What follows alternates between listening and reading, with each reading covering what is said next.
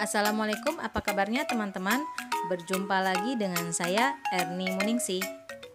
Sebelum kita belajar, kita berdoa dulu ya. Bismillahirrahmanirrahim. Raditu billahi robba wa bil islami dina wa bi Muhammadin nabiyya wa rasula. Rabbi zidni ilma warzuqni fahma. Amin.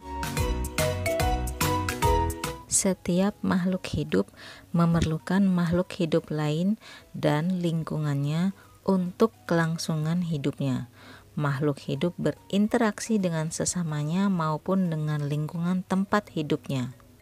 Sekumpulan benda hidup dan benda tak hidup di suatu lingkungan yang saling berinteraksi disebut ekosistem.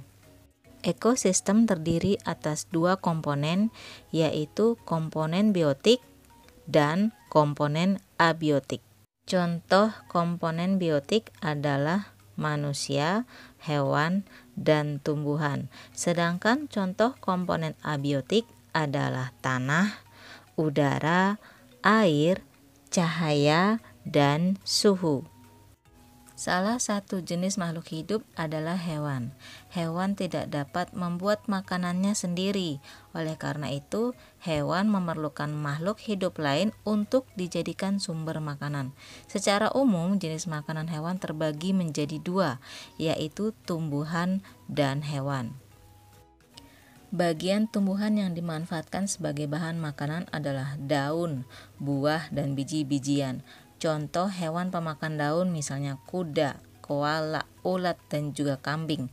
Contoh hewan pemakan buah adalah kelelawar, orang-utan, kera, dan juga burung rangkong. Contoh hewan pemakan biji-bijian adalah tupai, burung pipit, dan juga burung kutilang. Selain tumbuhan, hewan juga memakan hewan lain, dapat berupa daging, ikan, serangga, dan juga bangkai hewan.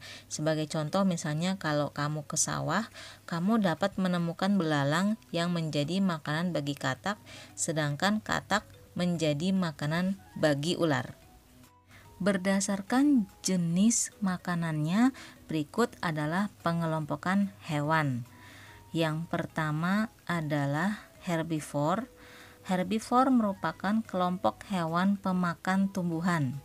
Susunan giginya terdiri atas gigi seri untuk memotong makanan dan gigi geraham yang lebar dan kuat untuk mengunyah makanan. Kelompok hewan herbivore tidak memiliki gigi taring. Contohnya badak, kuda, gajah, dan kambing. Jenis kedua adalah karnivor. Karnivor atau karnivora ini merupakan kelompok hewan pemakan daging.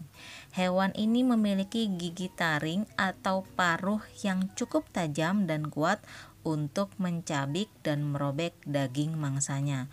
Contoh dari hewan karnivor atau karnivora antara lain kucing, harimau, macan tutul, buaya, ikan hiu, dan juga burung elang dan lainnya. Jenis ketiga adalah omnivor atau omnivora. Kelompok ini adalah hewan pemakan tumbuhan dan juga pemakan hewan. Susunan gigi terdiri atas gigi seri, gigi geraham, dan juga gigi taring yang berkembang dengan seimbang. Contoh dari hewan omnivor antara lain beruang, orang-utan, landak, tikus, dan juga ayam. Kelompok keempat yaitu insektivor atau insektivora. Kelompok hewan ini adalah yang memakan serangga. Hewan insektivor umumnya memiliki struktur tambahan berupa lidah yang panjang dan lengket untuk menangkap mangsanya. Contoh dari hewan insektivor antara lain cicak, katak, terenggiling, dan bunglon. Materi selanjutnya kita akan membahas tentang daur hidup hewan. Teman-teman pasti masih ingat ya tentang daur hidup. Kita sudah mempelajari ini di kelas 4.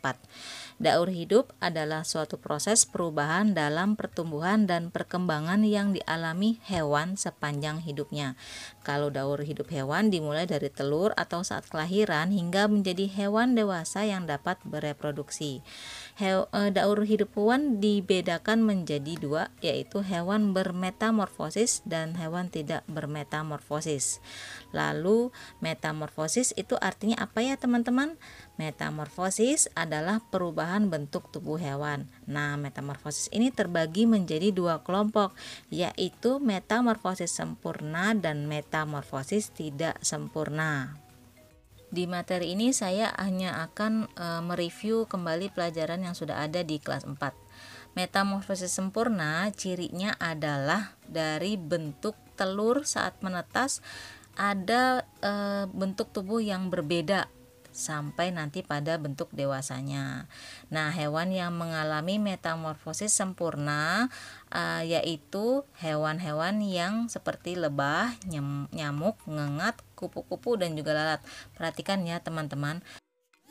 Pada metamorfosis kupu-kupu, perubahannya dari telur menjadi larva, lalu kemudian menjadi pupa yang setelah menjadi pupa berubah menjadi kupu-kupu dan akhirnya bisa menjadi kupu-kupu dewasa. Ada larva dan pupa di metamorfosis sempurna. Sedangkan pada metamorfosis tidak sempurna tidak terdapat larva dan tidak terdapat pupa. Jadi dari telur dia langsung ke hewan muda, langsung ke hewan dewasa. Hewan tidak bermetamorfosis itu artinya hewan yang tidak mengalami perubahan bentuk dan penambahan struktur tubuh. Jadi dari dia lahir sampai dewasa itu tubuhnya memang tidak mengalami perubahan bentuk seperti kucing, ayam, kadal. Alhamdulillah, materi hari ini sudah selesai. Harapannya semoga teman-teman paham dengan penjelasan materinya. Sampai jumpa di lain kesempatan. Assalamualaikum.